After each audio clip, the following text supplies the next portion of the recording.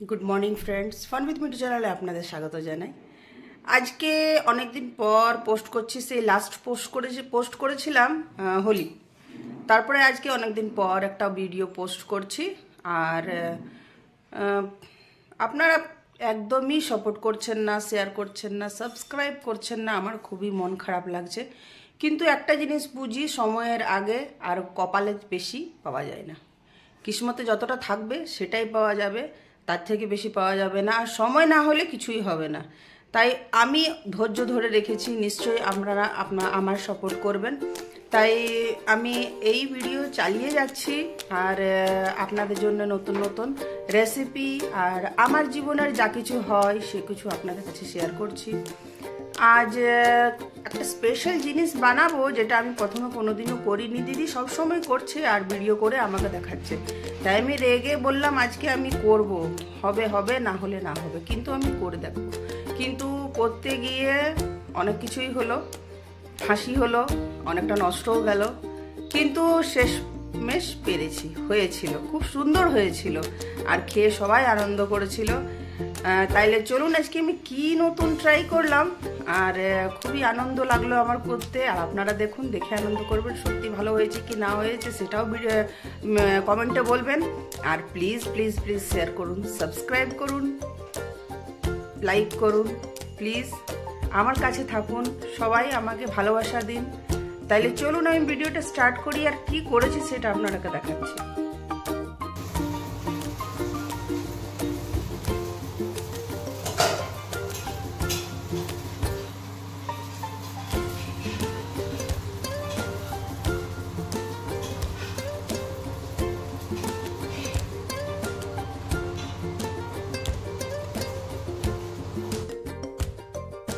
আজকে স্পেশাল করছি, স্পেশাল কি প্রথমবার করছি আমি।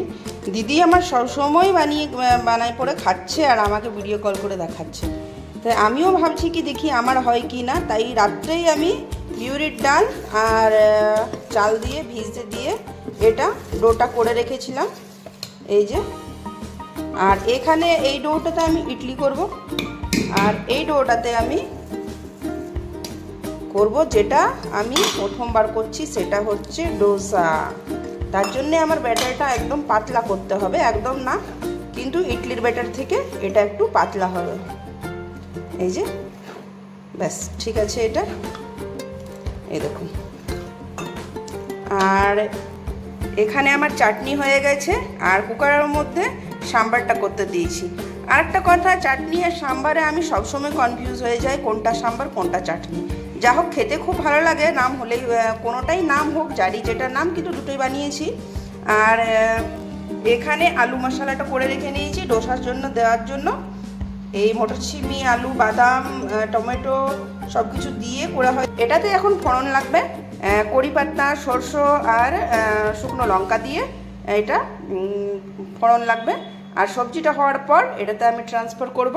তাই দুটো বাটি আমি রেখে নিয়েছি। আর আমার তাওয়া রেডি, এই যে আমার তাওয়া রেডি। আর কি হবে জানি না, উঠবে কি উঠবে না, ধোসা হবে কি ছিলকা পিঠা হবে, কি যে হবে জানি না। কিন্তু আপনারা সম্পূর্ণ ভিডিওটা দেখবেন আর শেষ পর্যন্ত বনে থাকবেন। কিছু তো হবে, খাবো নিশ্চয়ই, বানাবোই, আমি ছাড়বো না। আমি প্রয়াস করতে ছাড়ি না, আর এক্সপেরিমেন্ট আমার চলেই যাবে। তাই আপনারা আমার সাথে বনে থাকুন, দেখুন আমার ডোসা হচ্ছে কি হচ্ছে না। তাই চলুন। আর এখানে আমার ওই যে সাম্বারটা হচ্ছে, তার ওটার মধ্যে তেঁতুল দেবো, তেঁতুলটা ভিজতে দিয়েছি। আর এই যে সময় বানাবো আবার সেই সময় ভিডিওটা স্টার্ট করব। তাই চলুন, তাইলে আমি রেডি হয়ে যাই। আর ইডলি সেটটা বার করে তাওয়াটা তো রেডি করে নিয়েছি, ইডলি সেটটা দিয়ে ওখানে ইডলি করব।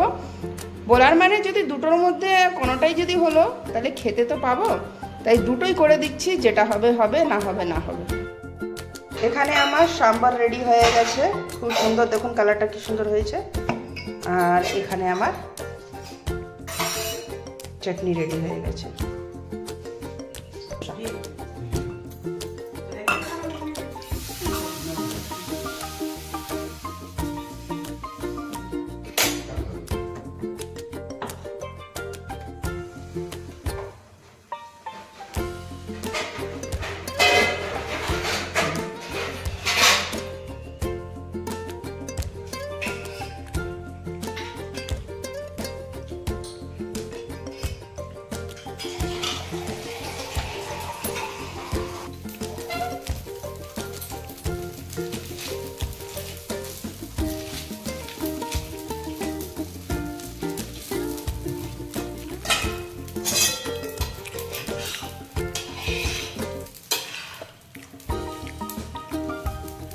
সুন্দর ধোসাটা হয়েছে, সত্যি ভাই হয়েছে,